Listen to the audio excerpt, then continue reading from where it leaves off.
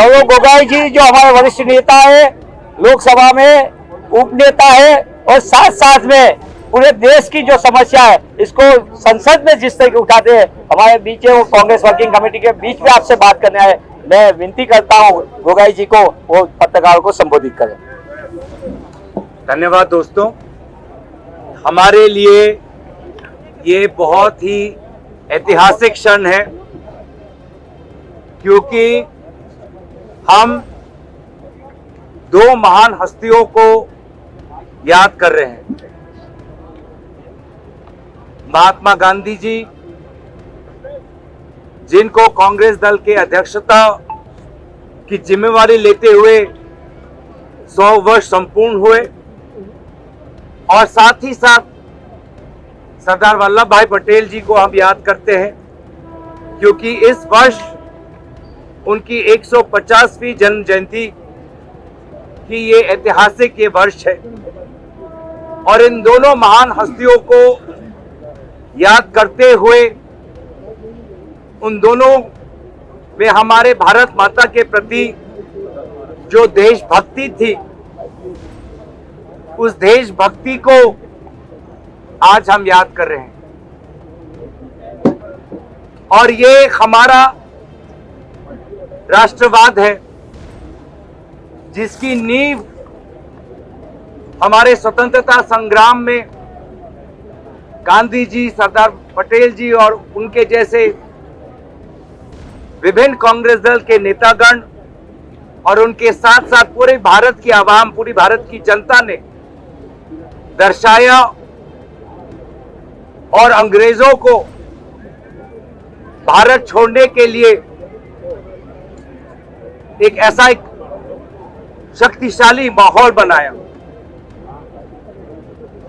और हमारी देशभक्ति में, हमारी राष्ट्रवाद में हमारी एकता है, हमारी सद्भावना है, और हमारे संस्कृति के प्रति दायबद्धता है, कर्तव्य है, जिम्मेवारी है। और संविधान की संरक्षण आज हमारे लिए सबसे वो मूल कर्तव्य है आज के इस वर्तमान माहौल में। और इसीलिए गुजरात के इस पावन भूमि पर आकर हम गुजरात के लोगों के प्रति अपनी श्रद्धा व्यक्त करते हैं। ये गुजरात देशभक्ति की भूमि है, पवित्र सोमनाथ मंदिर की ये भूमि है। इस गुजरात के लोगों में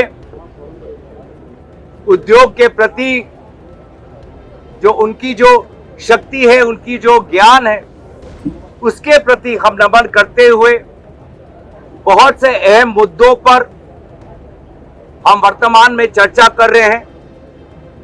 और जिस प्रकार से हम देख रहे हैं कि अमेरिका ने जो हमारे भारत के एक्सपोर्ट पर जो टैरिफ्स लगाए हैं, वो पूरे देश के साथ साथ गुजरात के भी बहुत से महत्वपूर्ण उद्योग पर एक नकारात्मक प्रभाव फैलाएगा। और उसको लेकर हम तो अपना चिंता व्यक्त कर रहे हैं, उसको लेकर हम चाहते हैं कि भारत सरकार हमारे राष्ट्र के उद्योग के लिए और मजबूती से अमेरिका के सरकार के साथ संवाद करे, लेकिन चुप्पी के बजाय हमें कुछ नहीं दिखता। ये टैरिफ्स हमारे छोटे छोटे लघु और मध्यम वर्ग पर एक बहुत ही नकारात्मक प्रभाव डालने वाला है। और मुझे अफसोस है कि गुजरात से आए हुए हमारे प्रधानमंत्री, उनको जिस प्रकार से नेतृत्व लेना चाहिए था इस विषय पर, वो किस कारण मजबूर है, वो किस कारण मौन है, हमें नहीं पता। और बजाय हमारे छोटे उद्योग किसान को बचाने के बजाय उसके विपरीत ये सरकार पिछले रात को हमारे गरीब और मध्यम वर्ग पर गैस सिलेंडर का दाम 50 रुपए बढ़ाकर उन्होंने और हमारा जीना और मुश्किल कर दिया। पेट्रोल और डीजल के प्राइसेस में जो गिरावट हुई है, ये सरकार साफ साफ मना करती है कि कोई राहत आम ग्राहक के पास जाए। तो ये किस प्रकार का अर्थव्यवस्था, किस प्रकार की अर्थनीति, जहां पर वर्तमान में एक के बाद एक चुनौतियां और बढ़ रही है। हमारे किसान, हमारे कोऑपरेटिव, हमारे छोटे मध्यम वर्ग पर, हमारे केमिकल्स, हमारे टेक्सटाइल्स, हमारे लेदर, हमारे ऑटोमोबाइल क्षेत्र पर, तो इन विभिन्न बातों पर कांग्रेस पार्टी ने एक बहुत गंभीर राय ली हुई है। आज भी कुछ दिन पहले बांग्लादेश के सरकार के इंटरिम केयरटेकर मोहम्मद यूनुस साहब के साथ मिलने के बाद भी आज भी बांग्लादेश में अल्पसंख्यकों की जो उनको एक सुरक्षा मिलनी चाहिए, वो ना मिलने के कारण हम बहुत चिंतित हैं। और जो सरकार जो अपने आप को विश्वगुरु और जो सरकार कहती है कि प्रधानमंत्री के कारण विश्व में हमारी ताकत बढ़ चुकी है, हम ना बांग्लादेश के मामले में कुछ सकारात्मक काम कर पाए हैं, ना अमेरिकन टैरिफ्स को लेकर कोई सकारात्मक काम कर पाए हैं, ना हमारा पड़ोसी देश चीन के साथ कोई हम सकारात्मक काम कर पाए।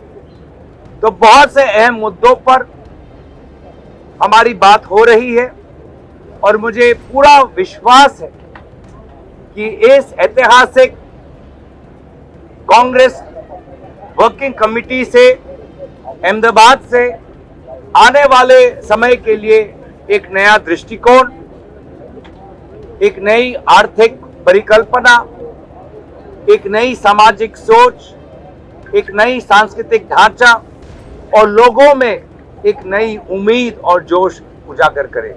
धन्यवाद। गौरव जी, एक सवाल है जी। कुछ दिन पहले राहुल गांधी जी गुजरात आए थे, उन्होंने कहा था कि कुछ नेता कांग्रेस के बीजेपी से मिले हुए हैं और उन्होंने शादी वाले घोड़े और रेस वाले घोड़े का भी जिक्र किया था। तो क्या उस पर भी चर्चा हो रही है, कोई कड़ा कदम जो है वो पार्टी? देखिए, जब राहुल गांधी जी ने एक विचार रखी तो स्वाभाविक है कि उस विचार को हमें पालन करना है, गंभीर रूप से हमें उस पे काम करना है और भविष्य में हम उनके इस विचार के प्रति हमारी जिम्मेवारी है कि उन्होंने हमारे समक्ष में यह बात रखी, तो उनके बातों पर हम कितना आगे बढ़ पाएं, ये हमारी जवाबदेही जिम्मेवारी बनती है आने वाले समय। रिगार्डिंग कोएलिशन, गठबंधन को लेकर के क्या बातचीत हो रही है, किन शर्तों पर रहेगा, क्या वो सहयोगी वर्तमान में भी सहयोगी रहेंगे या अपनी पार्टी को फैलाने के क्रम में जो थोड़ी नाराजगी हो रही है उस पर भी आपकी ध्यान? देखिए, विभिन्न राज्यों में उनकी राजनीतिक परिस्थितियां अलग है, विभिन्न राज्यों में अलग अलग समय पर निर्वाचन होंगे और उन राज्य के नेताओं के साथ विचार विमर्श होगा। तो इसीलिए मुझे लगता है कि हमने निर्वाचन को लेकर, भारत के राजनीतिक व्यवस्था को लेकर हमने बहुत गंभीर बातें रखी हैं। अर्थव्यवस्था और जो वहाँ की जो शिक्षा और स्वास्थ्य की जो प्रणाली है विभिन्न राज्यों में, उसको लेकर हमने अपनी चिंता व्यक्त की है। लेकिन अगर मैं आपको थोड़ा और चुनावी अगर मैं बातें आपको मैं आपके पक्ष में रखूं, आपके समक्ष रखूं, तो वो मेरे लिए अनुचित हो।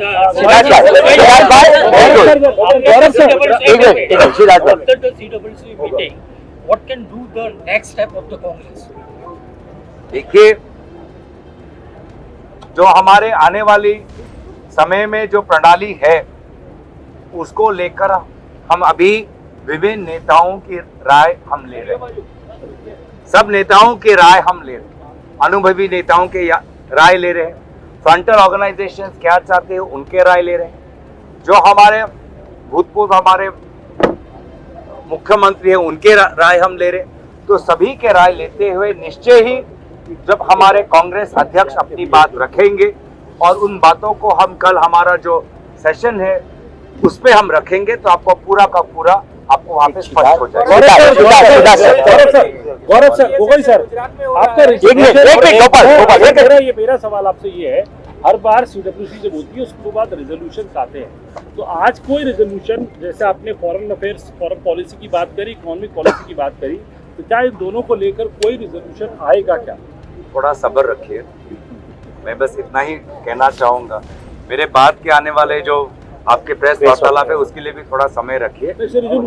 हम विभिन्न मुद्दों पर बात हम कर रहे हैं, पूरा आप सब्र रखिए। कांग्रेस का नेशनवाइड ऑर्गेनाइजेशनल रिवैम्प की बात की जा रही है and that revamp is to begin from Gujarat में ऑलरेडी स्टेटेड ऑब्जेक्टिव आपका 2027 इलेक्शन, तो ये ऑर्गेनाइजेशनल रिवैम्प की बात है आज भी निश्चय। और आपने देखा होगा कि आज से कुछ दिन पहले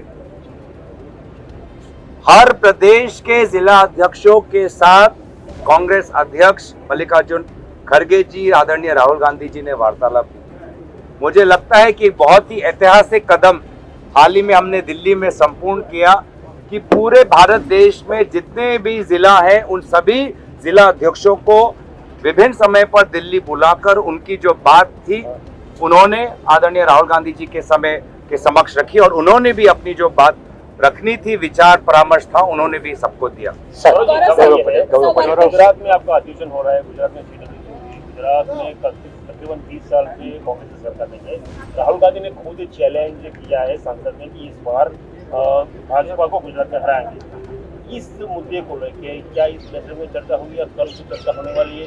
इस मॉडल को लेकर बात जब उन्होंने हमारे सामने एक लक्ष्य रख दिया है कि 27 में हमें गुजरात में चुनाव जीतना है और जो अन्याय, नाइंसाफी और एक छोटे वर्ग तक जो प्रगति सीमित हो चुकी है उस नाइंसाफी को तोड़ना है, तो हर अवसर पे हम गुजरात को लेकर बहुत गंभीर है और हर अवसर पर हम अपने बीच में ऐसी हमारा वार्तालाप होता है जो आने वाले समय में गुजरात में हमारी रणनीति को सहयोग करे। Last question that Gopal BBC. Yeah, Gopal from BBC and then BBC. में से जो कांग्रेस के नेता हुए, आपने की बात की, तो क्या पार्टी अब चिंतित है उस बात से लेकर गुजरात में पहले पिछले 4 दशक से कोई ऐसा मास लीडर नहीं आया जो आपकी पार्टी को पावर पे ले जाए, जो आपकी पार्टी को लोगों के बीच में ले जाए? देखिए, मैंने शुरुआत में ही गुजरात के लोगों का नमन किया, गुजरात की इस पावन भूमि के प्रति अपनी श्रद्धा व्यक्त की और हमारा पूरा विश्वास है कि आने वाले चुनाव में गुजरात के लोग, गुजरात की विवेक शक्ति और गुजरात के लोगों का आशीर्वाद और शुभकामनाएं हमें मिलेंगे। एक बड़ा लक्ष्य कुछ महीने पहले राहुल गांधी जी ने हम सब के समक्ष रखा है कि गुजरात को हमें जीतना है और उस गुजरात के चुनाव में गुजरात कांग्रेस अकेला नहीं, पूरा AICC यहाँ पर गुजरात पे आकर गुजरात के कांग्रेस को और ताकतवर बनाएगी और पूरा AICC उस गुजरात के चुनाव को लड़ेंगे। धन्यवाद।